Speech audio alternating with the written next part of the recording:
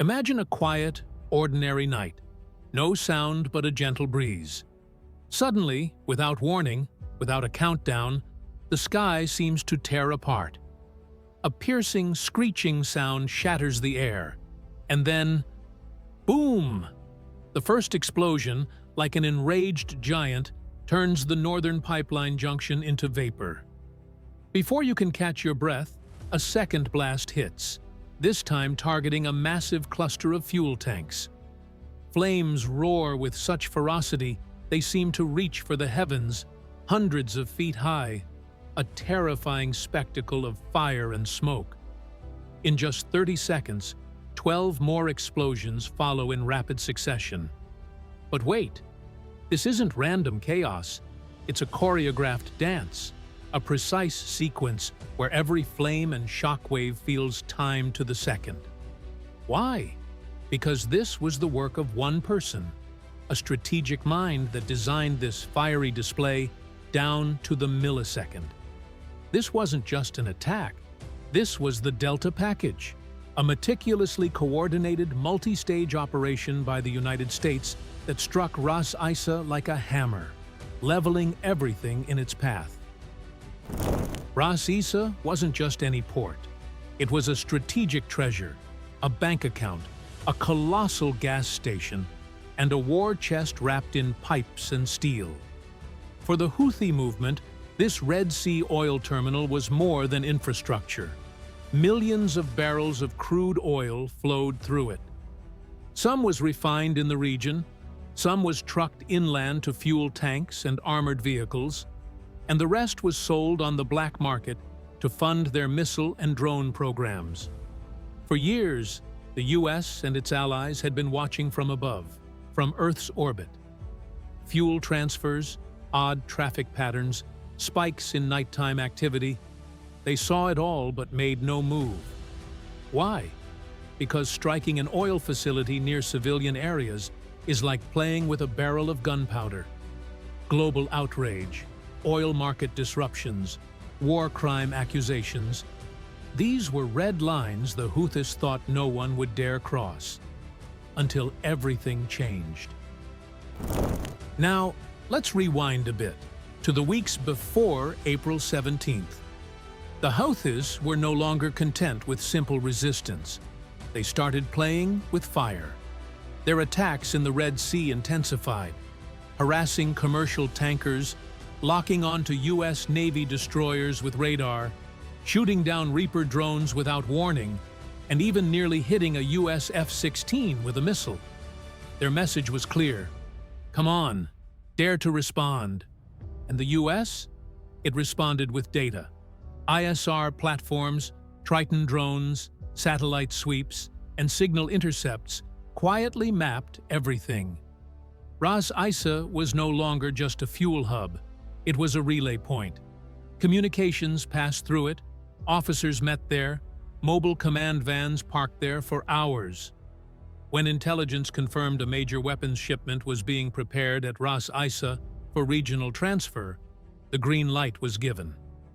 This wasn't just any target, it was a strike package that couldn't be ignored. At 1:03 a.m. local time, in the operations room of the USS Truman, anchored in the Red Sea, 3 words echoed through the secure comms network. Delta Package, execute. For the crew, who had trained for months, these words were the spark igniting a multi-layered operation designed to obliterate Ras Issa and deliver a clear message. When America decides to act, no target is safe. On the Truman's deck, the flight crew swiftly prepared 4 FA-18 Super Hornets, armed with GBU-38 JDAM bombs for concrete structures and AGM-88 HARM missiles for enemy radars. 2 stealth F-35 Lightning II-2s, serving as the vanguard, used infrared sensors and AESA radars to detect threats and relay real-time data.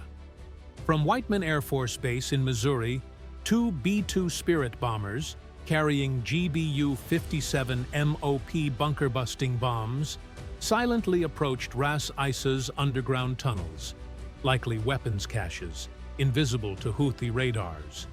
Meanwhile, 3 MQ-9 Reaper drones from Al Udeid Air Base in Qatar, equipped with infrared cameras and AGM-114 Hellfire missiles, monitored enemy movements and relayed coordinates of mobile targets like command vans.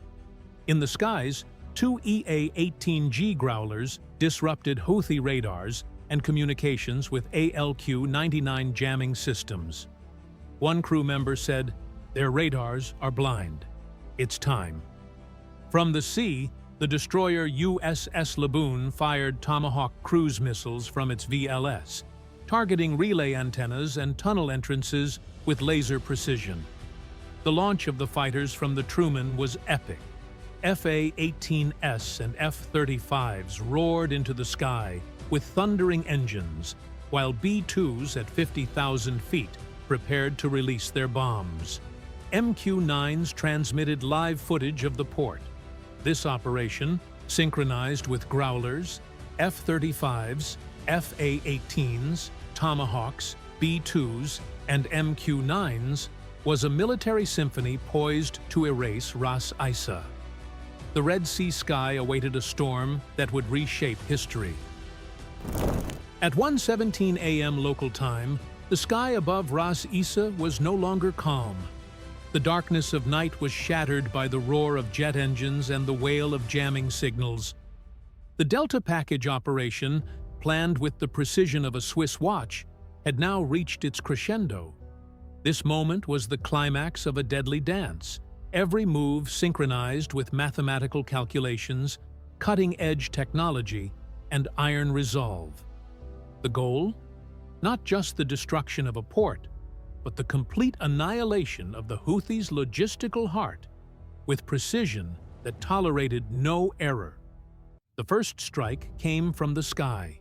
2 EA-18G Growler electronic warfare jets, circling like digital phantoms at high altitude, went into action with their ALQ-99 jamming systems. Electromagnetic waves, like an invisible storm, crippled the Houthis' rudimentary radars. Enemy radar screens filled with false shadows and misleading signals, as if hundreds of phantom aircraft were swarming the sky. One Growler operator, with a calm voice over the comms, reported, "Their early warning systems are down. They're blind." This digital deception opened the sky for the main onslaught. Seconds later, 4 FA-18 Super Hornets, streaking at 500 knots and low altitude, roared over the Red Sea toward Ras Issa. These fighters, hidden from enemy radars like nocturnal predators, released GBU-38 JDAM guided bombs. The first target was a cluster of fuel tanks north of the pipeline, storage units that not only powered mobile generators, but likely fueled the Houthis' ballistic missiles. The bombs, with laser precision, struck like thunder from the sky. The initial explosion, like a monster's roar, tore through the night. Orange and red flames shot hundreds of feet into the air, and the shock wave rattled the ground. Seconds later, chain explosions began as fuel tanks detonated one after another, a thick black curtain of smoke enveloping the port. Infrared footage from the MQ-9 Reaper drones, circling at medium altitude, revealed that the storage units likely held not just fuel, but possibly ammunition or other explosives. But this was only the opening act. At 50,000 feet, 2 stealth B-2 Spirit bombers, which had flown from Whiteman, Missouri, approached the target like invisible shadows. These ghosts of the sky, with their triangular fuselages and radar-absorbent coating, were completely undetectable to Houthi radars. Each B-2 carried 2 GBU-57 MOP bunker-busting bombs, 30,000-pound giants capable of shredding reinforced underground tunnels like paper. Their target?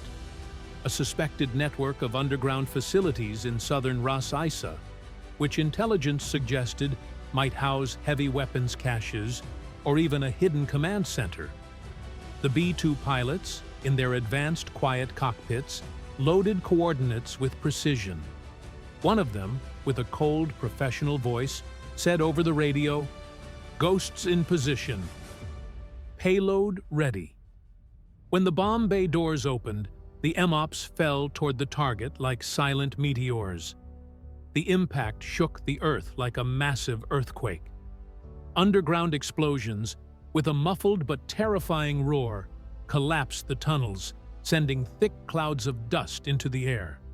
Simultaneously, 3 MQ-9 Reaper drones, circling like ever-watchful eyes in the sky, played their role as precise hunters. One drone, nicknamed Sky Eye, spotted a mobile command van speeding away from the port. The MQ-9 operator, in a control room at Al Udeid Air Base in Qatar, focused on the screen and fired an AGM-114 Hellfire missile. The missile, with laser precision, turned the van into a fireball.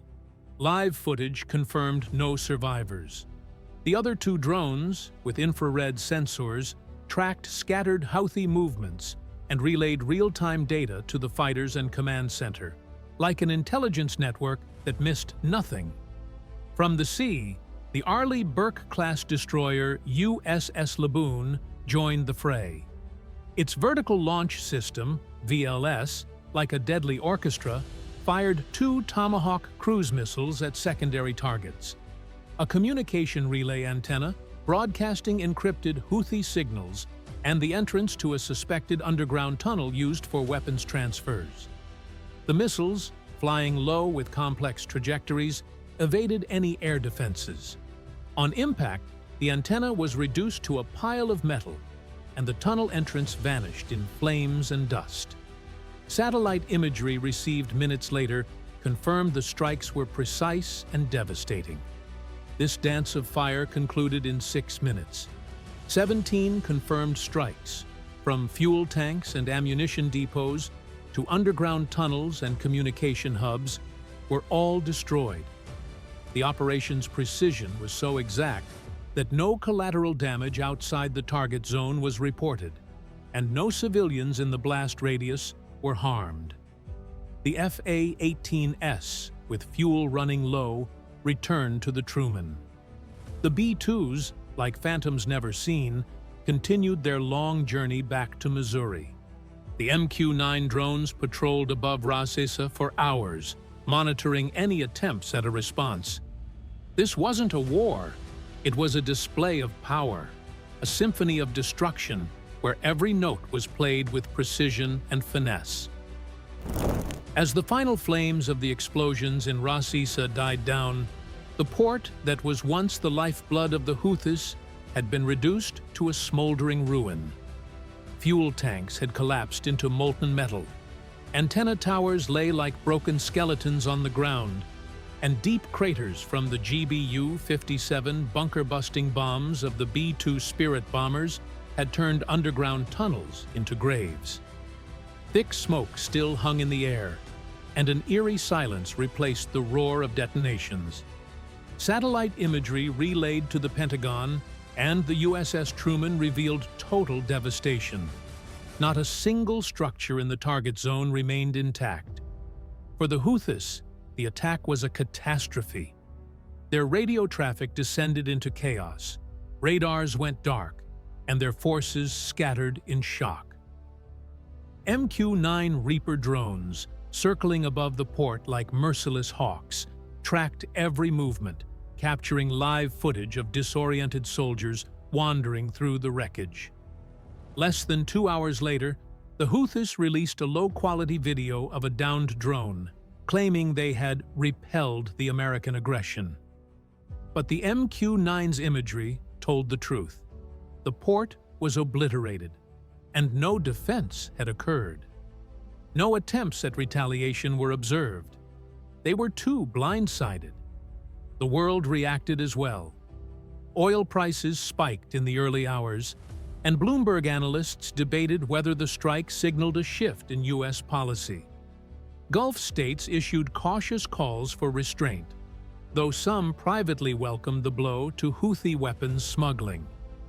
At the UN, China and Russia labeled the attack provocative. But the absence of civilian casualties, thanks to the precision of Tomahawk missiles and JDAM bombs, neutralized war crime allegations. Human rights organizations called for investigations, labeling the ruins a warning of war's costs. The attack's message lay in its silence. Military infrastructure is no longer untouchable. The Houthis lost their logistical backbone, U.S. allies were reassured, and the world was reminded that true power lies in precision and speed. In Ras Issa, where smoke still rose from the ground, local fishermen gazed at the wreckage from a distance. One later said, "The sky lit up like day that night, but now there's only silence." Now that the dust from the Delta package has settled in Ras Issa, and you've seen the images of scorched fuel tanks, tunnels obliterated by the B-2 Spirit's GBU-57 bombs, and ruins under the watchful eyes of MQ-9 Reaper drones, it's your turn. Imagine you're the operations commander, with intelligence data and satellite imagery before you. Would you have targeted Ras Issa with Tomahawk missiles and JDAM bombs, risking global outrage and oil market volatility? Or would you have held back to avoid escalating tensions in a region ready to ignite? Ras Issa isn't just a port, it's the Houthis' lifeline for fuel and weapons. If you don't strike, their attacks on commercial ships or U.S. Navy vessels could intensify. If you do, you might spark public fury or draw in Iran. What would you choose? A surgical strike or diplomatic patience? Share your thoughts in the comments. We're reading them all. Another question: if you were the Houthis, watching B-2s and MQ-9s destroy your port, what would you do? Would you push back with propaganda, like the downed drone video, or overhaul your strategy? Tell us in the comments. If this thrilling story gripped you, like, subscribe, and hit the bell. Until the next tale, stay sharp, stay safe, and remember, war lies in the hidden decisions that change the world. What's your choice?